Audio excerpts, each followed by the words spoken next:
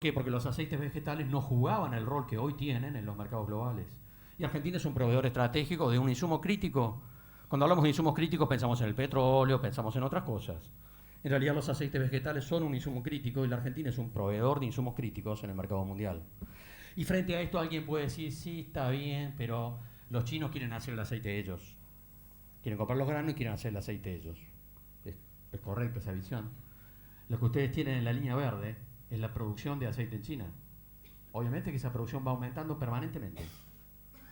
Ahora, la línea roja muestra el consumo de aceites vegetales en China. No sé si les parece que la brecha se va achicando. La brecha se va agrandando. En realidad, el crecimiento económico en China, digamos, va por arriba de la capacidad de respuesta en términos productivos.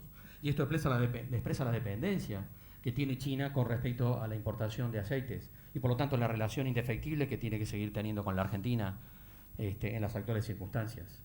Ahora, esto expresa cuestiones que tienen que ver con las oportunidades de negocios, también en términos de lo que hablábamos recién sobre las carnes, porque lo que hay es un aumento de la demanda de proteína a nivel internacional, que es lo que mostramos en un gráfico que vimos recién, que era este.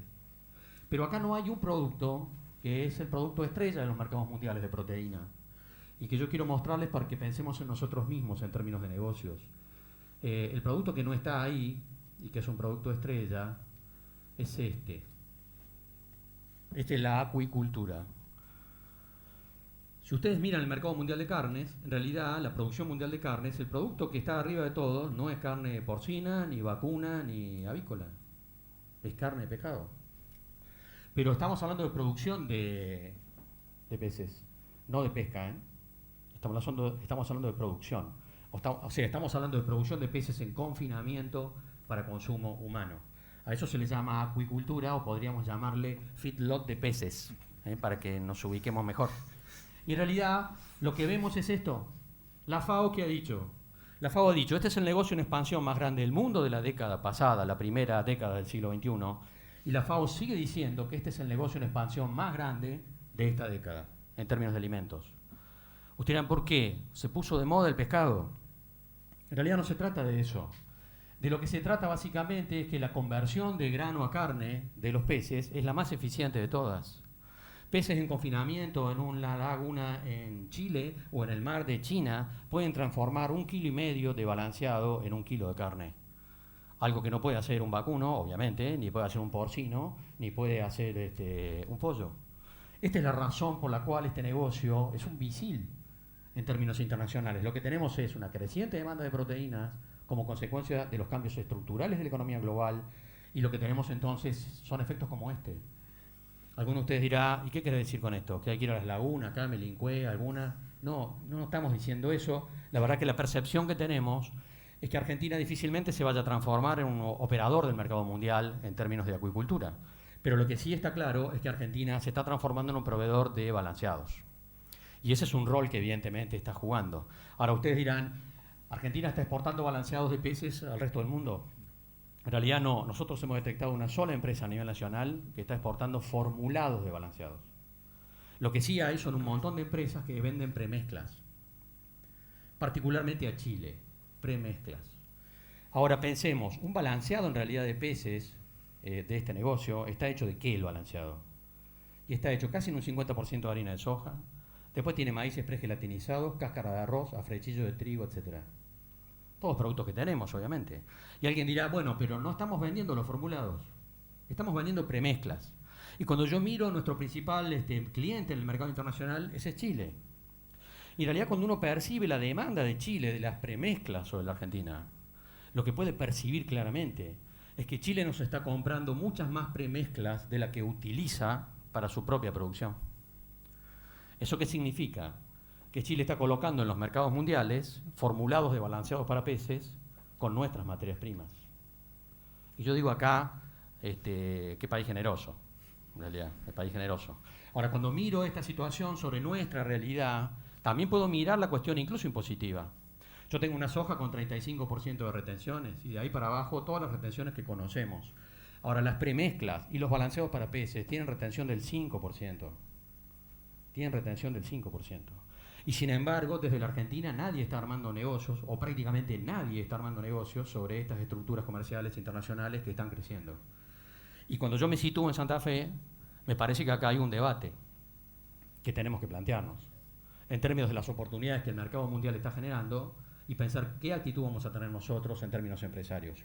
Porque cuando yo miro este escenario de mercados internacionales, miro lo que está haciendo Chile, miro el diferencial de retenciones a las exportaciones y pienso por qué Argentina no está en este negocio como debería estarlo, no el de la acuicultura sino el de los balanceados, la verdad que mi impresión es que la culpa no la tiene el gobierno. La tenemos nosotros en términos empresarios por alguna falta de capacidad de gestión, por alguna falta de capacidad para interpretar los mercados y cómo introducirnos en esos mercados. Ahora, eso es parte de la autocrítica que me parece nos tenemos que dar entre nosotros en relación a lo que estamos percibiendo acá. Ahora, yo quisiera ahora ir sobre la cuestión del tipo de cambio, porque me parece que lo importante aquí es discutir competitividad. Y vuelvo sobre este gráfico que fue uno de los primeros que vimos. Este gráfico mostraba, ¿no es cierto?, que a fin del año pasado el dólar de 5 pesos era un dólar igual al de la convertibilidad o muy parecido. Y acá yo puse 3 líneas de puntos. 3 líneas de puntos que me están planteando una película. Si yo miro las proyecciones del dólar en el ROFEX, aquí en Rosario, para fin de año, me encuentro con un dólar a 6 pesos, dando vuelta en torno a los 6 pesos. Y alguno de ustedes dirá, ¿vos pensás que el dólar puede valer a fin de año 6 pesos en el mercado formal? Yo creo que si no vale 6 pesos va a andar bastante cerca de eso. Y tal vez pueda valer 6,10 o 6,15. Y medio en broma, a lo mejor me encuentro con algunos de ustedes a fin de año en algún lugar y me dicen, te equivocaste, 6,20. Bueno, no importa. Estamos hablando de diferencias que pueden ser importantes, pero que en realidad no hacen a la expectativa que algunos actores tienen. Porque uno percibe gente con expectativa de dólar a 8 pesos, de dólar a 9 pesos, de dólar a 10 pesos.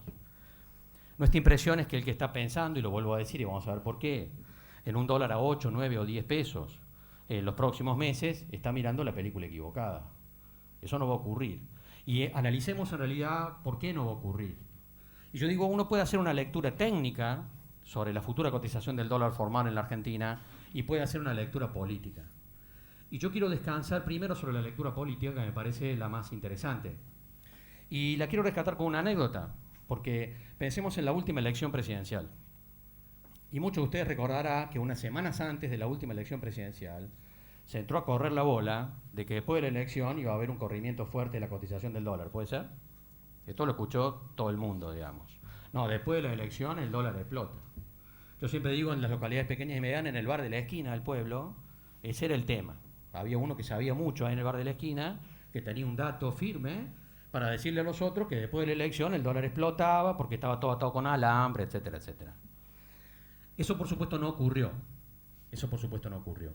Ahora, yo digo, el que estaba en el bar de la esquina, diciéndole a los amigos que tenía un dato de que después de la elección el dólar explotaba porque el gobierno argentino además lo iba a hacer explotar, no era solo alguien que de economía no sabía gran cosa, era alguien que no sabía mucho de política en realidad. Porque supongamos por un momento que este gobierno, dentro de 2 semanas, dentro de 3 semanas, dentro de un mes, decidiera convalidar un dólar a 8 pesos, a 9 pesos.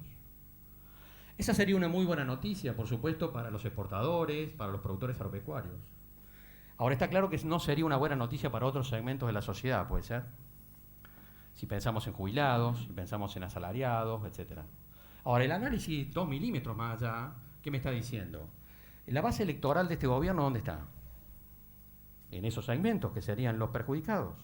Entonces, suponer que un gobierno, acá o en Tailandia, va a tomar una decisión que va en contra de los intereses de su base electoral, e encima para beneficiar a actores que están en la oposición política, yo no sé cómo les suena eso a ustedes en términos de racionalidad política. A mí me suena un disparate. Y por supuesto que eso no va a ocurrir. Ni ocurrió en aquel momento, ni va a ocurrir ahora. Ahora, uno dirá, o hay gente que frente a esto me dice, sí, está bien, se entiende por qué políticamente el gobierno no va a convalidar un salto devaluatorio. Ahora, el mercado se lo va a llevar puesto. Bueno, el mercado no se lo va a llevar puesto. No se lo va a llevar puesto en el mercado formal porque el gobierno ha tomado todas las medidas en los últimos años y medio para amordazar la demanda privada de dólares. De tal manera que la hipótesis de una corrida cambiaria, como la que en definitiva lo volteó Alfonsín o lo volteó de la Rúa, está fuera de agenda. Está fuera de agenda porque el gobierno ha tomado decisiones en relación a cómo actuar sobre esa demanda de dólares y por lo tanto eso no puede ocurrir. Lo que vamos a ver es razonablemente lo que está mostrando el ROFEX o un poco más allá de eso. Ahora, dijimos en realidad que la expectativa de $1 en el mercado oficial de cambios puede estar en torno a los 6 pesos o un poquito más arriba de eso a fin de año. Pero dijimos que nuestra expectativa en términos de inflación está entre el 25 y el 30%. Por lo tanto, si esa es la película, lo que vamos a tener en diciembre es lo que está en la línea de puntos 1. Es decir, vamos a tener un dólar que claramente va a ser peor que de la convertibilidad, porque el dólar va a subir menos que los precios internos. Esta es una hipótesis, dirán ustedes, pero para mí es la hipótesis más probable. Ahora, ¿cuál es una hipótesis que yo descartaría totalmente? La de la línea de puntos que va en el 3. ¿Por qué? Bueno, porque si hoy en realidad nos planteáramos una devaluación fuerte, sería como abrir la caja de Pandora en términos de lo que puede pasar. Porque una devaluación fuerte en una economía inflacionaria al 25-30%, la verdad que lo que puede generar es muy difícil de pensar. Y me parece que eso no lo va a hacer obviamente este gobierno, pero sinceramente creo que no lo haría ningún otro gobierno puesto en ese lugar. Y quiero rescatar un comentario que no me pareció muy afortunado, de un colega que le tenía mucho respeto hasta acá, que se llama Miguel Ángel Broda, que dijo hace un mes en un programa televisivo que si el dólar en la Argentina tuviera que ser el del 2003, tendría que valer 9 pesos con 50. Desde el punto de vista técnico, ese planteo es irrefutable. Está claro que sí. Es una cuestión matemática hacer el cálculo con respecto a la tasa de inflación. Debería valer 9 pesos con 50. El tema es que si yo digo que el dólar está atrasado, yo creo que está atrasado. Cuando yo digo el dólar está atrasado, cualquiera de ustedes lo dice, si algo está atrasado en relación a un punto de referencia, ¿puede ser? Está atrasado en relación a un punto de referencia al que yo considero que el normal, el que debería ser de equilibrio. Ahora la pregunta casi metafísica sería, ¿cuál es el dólar de equilibrio de la Argentina? Que yo debo considerar el normal para decir que este está atrasado. Qué linda pregunta. Ahora, yo no tengo la respuesta, pero me parece que decir que el dólar de equilibrio de la Argentina es el del 2003 es simplemente un disparate. Es claramente un disparate, es una desubicación. ¿Por qué? Porque este dólar, que es uno de los más altos de la historia de la Argentina, en realidad es un dólar que está vinculado con el colapso del país, con el default y con el colapso. Por lo tanto, por supuesto, es un dólar extremadamente alto frente a un proceso normal. Por lo tanto, mi impresión es que nadie va a convalidar el camino 3. Me parece muy preocupante porque percibo que hay muchos empresarios que tienen la expectativa de que eso va a ocurrir. Y me parece que ese camino no es el camino razonable para pensar nuestros negocios, y ya vamos a ver por qué. Mi impresión es que algo que podría ocurrir y sería deseable sería un recorrido como el 2. Yo creo que este gobierno tiene una preocupación por el tema del atraso cambiario y siente que tiene muchas dificultades para poder convalidar una recuperación del tipo de cambio real. Pero me parece que si pudiera ir por un proceso, iría por este. Un proceso que a lo mejor nos diría que el dólar hoy estaría en 6 pesos en la Argentina, en el mercado formal, en lugar de estar en 5,15, 5,20. Ahora, el tema es que hay muchas empresas a las cuales ese tipo de cambio ni siquiera les cerraría. Y acá entramos entonces al otro terreno que me parece fuerte, que expresa este gráfico que me parece muy importante para mirar. Este gráfico lo hizo el estudio Alfa de Buenos Aires, que está especializado en el sector industrial, no en el sector pecuario. Y lo que muestra es utilidad sobre patrimonio, es decir, la rentabilidad en realidad del sector industrial argentino a lo largo de un ciclo importante de años. Cuando uno mira ese gráfico, ve esta línea de puntos roja que está acá, que es el promedio histórico de rentabilidad del sector. 13%. A fin del año pasado, el sector estaba en este punto que está aquí, claramente por debajo, 7,2. Ahora, lo que a mí me interesa para mirar la película y el debate es la rentabilidad que el sector industrial tuvo entre el 2003 y el 2006. Una rentabilidad que, como ustedes pueden ver, estuvo claramente por arriba. En algún momento incluso al doble que el promedio histórico. Y entonces acá vendría una pregunta. ¿Por qué el sector industrial argentino tuvo en este periodo tasas de rentabilidad que pudieron alcanzar el doble del promedio histórico? La respuesta no es tan difícil. Está en este gráfico, puede ser. Está en un tipo de cambio excepcional. Ahora, ¿Qué es lo preocupante de esto? Lo preocupante de esto, mirando este gráfico, es lo siguiente. Este gráfico vale en realidad también para el sector agropecuario. Pensemos en la rentabilidad de muchos productores agrícolas de la provincia de Santa Fe entre el 2003 y el 2006. La rentabilidad más alta de la historia, ¿puede ser? La rentabilidad más alta de la historia. De ese productor, de los padres de ese productor y de los abuelos de ese productor. Ahora, ¿qué es lo preocupante de esto? Si yo tengo un margen de rentabilidad muy alto, me pongo a crecer. Crezco. Ahora, si el margen de rentabilidad es muy alto, estoy como invitado a crecer. Ahora, me pongo muy prolijo en el análisis de los costos. Le doy para adelante porque tengo margen. Entonces no estoy mirando mucho la estructura de costos, no me preocupo mucho por discutir cuál es la escala, ni me preocupo mucho por evaluar en realidad otras consideraciones como el nivel de la tecnología. ¿Qué es el tema que a mí me preocupa más de esta película? Hemos visto entre el 2003 y el 2006, en Santa Fe y en tantos lugares del país, a muchas empresas del sector industrial, del sector agropecuario y del sector servicios crecer fuertemente en la escala de sus negocios. Ahora, ¿dónde está la preocupación? Que nos parece que muchas de esas empresas crecieron pensando que esta rentabilidad era la señal de largo plazo, que ese era el punto de referencia de los negocios en el largo plazo. Y eso claramente no es correcto.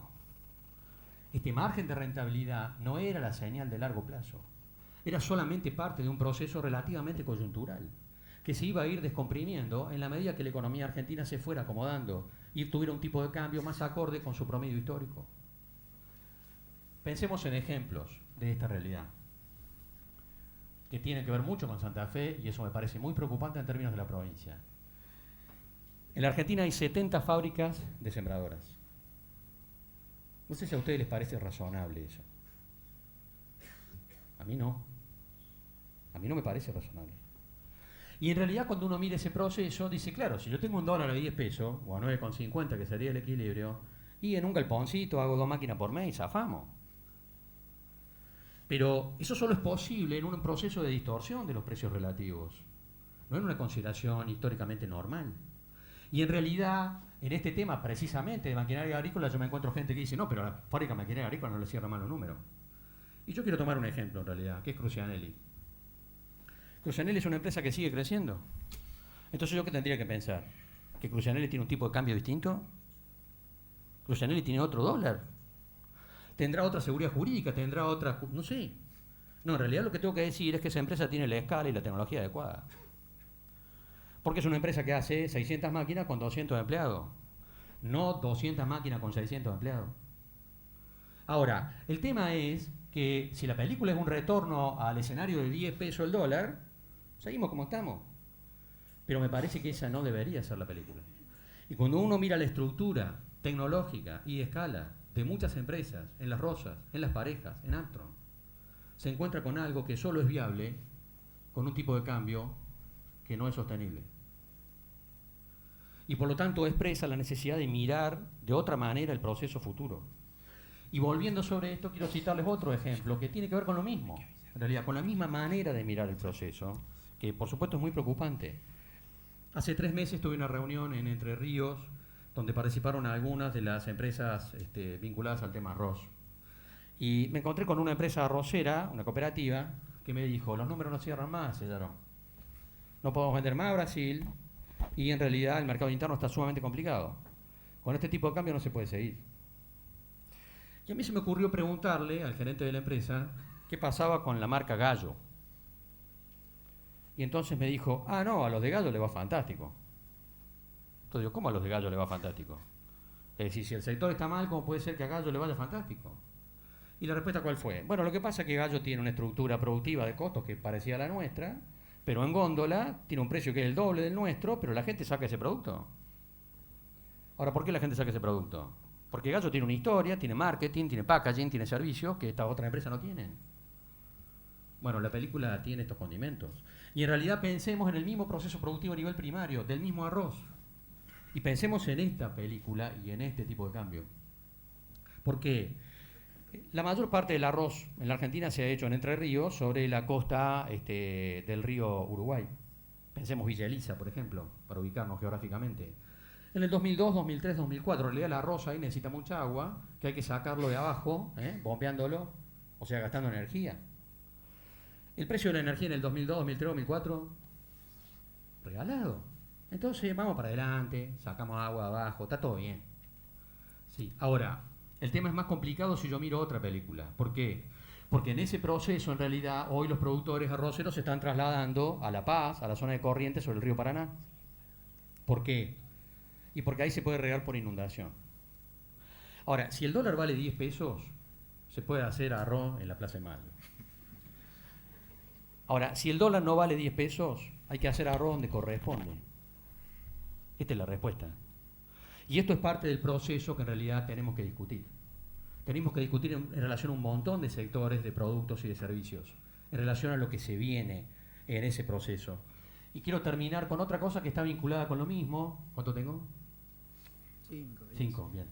Que tiene que ver con un producto que en esta provincia está jugándose fuertemente y que me parece que también merece una advertencia. Este es el escenario posible al 2020 de la producción y consumo de porcinos en la Argentina. Los porcinos se han puesto de moda, ¿puede ser? En realidad hay un cambio en el mercado mundial, en el mercado nacional de las carnes, diversificación de demanda que está jugando a favor del sector. Y yo digo esto, que me parece también fuerte, que tiene que ver con la foto y con la película. Si yo miro la rentabilidad, es una ironía lo que voy a decir, pero si yo miro la rentabilidad de los productores porcinos, en la provincia de Santa Fe y en otros lugares más, en los últimos 3 años, y pensara que esa rentabilidad es la señal de largo plazo de rentabilidad, entonces mi impresión es que hasta los narcotraficantes se van a hacer productores porcinos. Lo cual, por supuesto, no es razonable. Eso no es lo que va a ocurrir. Lo que tenemos es un proceso importante de aumento de la oferta, porque, por supuesto, esa señal de rentabilidad que ha ofrecido el sector porcino en los últimos 3 años expresa que todo el mundo quiere entrar, ¿puede ser? Todos quieren entrar a ese negocio. ¿Por qué? Porque la foto es espectacular. Ahora, el proceso de ingreso me está haciendo que el ingreso sea caro, ¿puede ser? Es un ingreso caro, todos quieren entrar por una puerta. Por lo tanto, están pagando caro ese ingreso. No les parece mal porque cuando miran la foto de la rentabilidad, trasladado en un flujo de fondo, da perfecto. El tema es que la película no es esa. El proceso de la película es un proceso de descompresión de la rentabilidad. Ahora, ustedes dirán, bueno, pero no importa porque la demanda va a seguir creciendo. Mirá qué linda que es esta imagen que hizo la Fundación Mediterránea en Córdoba. El consumo crece, las importaciones, que es lo verde, desaparecen y aumentan las exportaciones. Es una cajita feliz de McDonald's el gráfico. Y está obviamente mostrando una película feliz del proceso del sector porcino en la Argentina. Y algunos de ustedes dirán, ¿y para vos esto no va a pasar? Yo creo que eso puede ocurrir, pero para eso tenemos que hacer un montón de deberes. Y voy a cerrar precisamente con el tema que tiene que ver con la competitividad, comparando la cadena de valor de pollos y la de porcinos. Porque si yo tomo la cadena de valor de pollos, me voy a encontrar que ese sector tiene un buen nivel de eficiencia en términos técnicos. ¿Por qué? Porque no está desperdiciando nada. Si ustedes toman un pollo y dicen, a ver, ¿dónde van los productos de este pollo? Los cortes van a consumo, por supuesto, las garras van a China, las hemos visto en los supermercados hace 20 días, las vísceras van a Corea y con las plumas se hace harina. O sea que estoy utilizando el animal en términos plenos. Si ustedes toman un porcino, la película no es esa. Y en China podemos ver en los supermercados como en las góndolas, en porcinos, podemos encontrar las orejas, podemos encontrar los hocicos, podemos encontrar las vísceras, podemos encontrar las vergas, todo vamos a encontrar ahí para vender. Ahora la pregunta es, ¿a dónde van esos productos? Las vísceras, las orejas, los hocicos en la Argentina. Van al digestor del matadero. Van al digestor. O sea que estamos tirando al digestor, en los mataderos que tienen digestor, por supuesto. Estamos tirando al digestor productos que en el mercado mundial valen miles de dólares por tonelada. Si yo miro eso, ¿qué tengo que pensar? Que estamos cómodos, ¿puede ser? Estamos cómodos.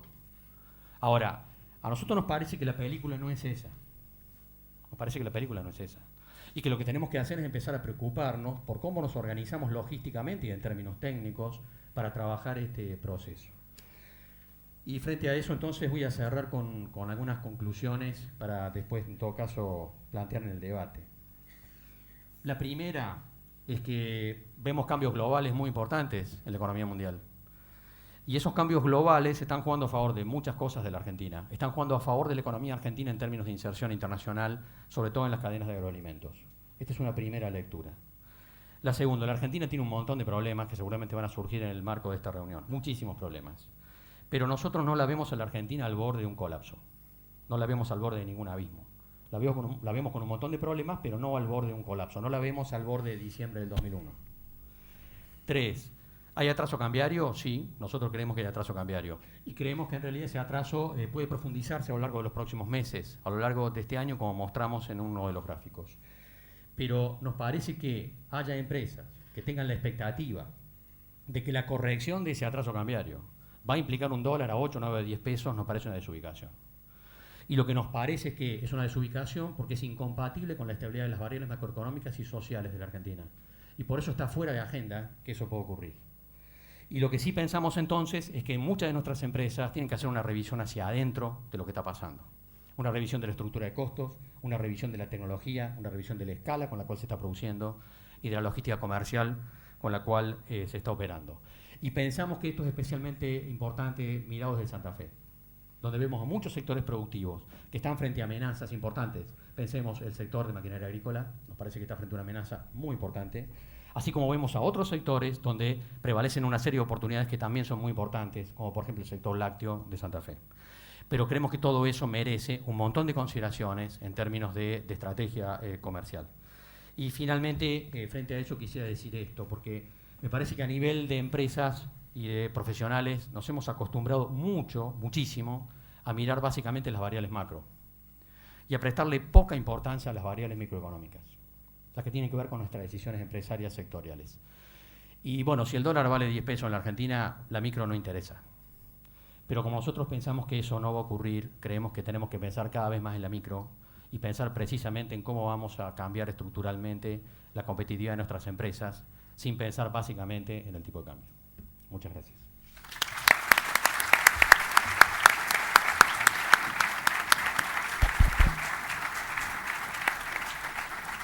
Bueno, muchas gracias al licenciado Selliaro.